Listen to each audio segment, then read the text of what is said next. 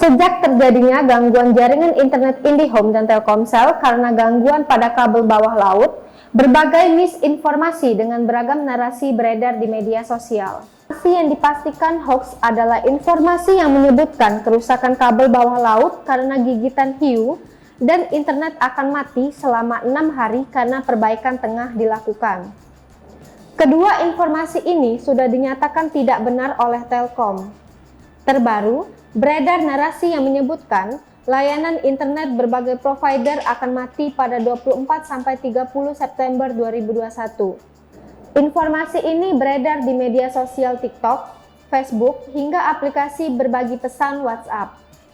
Beberapa di antaranya juga menyebut internet akan mati karena adanya perbaikan kabel bawah laut Palaparing Tengah Ling Ondong Tahuna. Mulai tanggal 24-30, jaringan internet akan mati total di seluruh Indonesia. Jaringan Indosat, Telkomsel, Axis, dan lain-lain. Dan bahkan jaringan seluler biasa pun akan mati total karena adanya perbaikan kabel internet di bawah laut.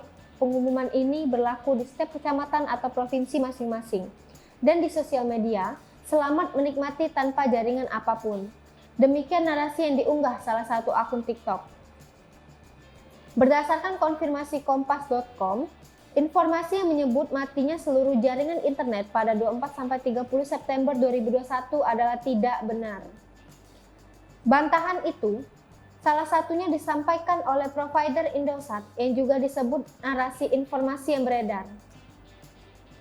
Berkaitan dengan kabar bahwa layanan internet akan mati total pada 24-30 September 2021, maka dapat kami sampaikan bahwa hal tersebut adalah tidak benar. Indosat berkomitmen untuk selalu memberikan pelayanan dan pengalaman telekomunikasi digital terbaik kepada pelanggan. Ujar Head of Corporate Communication Indosat, Steph Sairang, saat dihubungi kompas.com Kamis 23 September 2021. Sebelumnya, pihak Telkom juga menyampaikan bantahan mengenai informasi layanan internet mati selama 6 hari akibat perbaikan kabel bawah laut.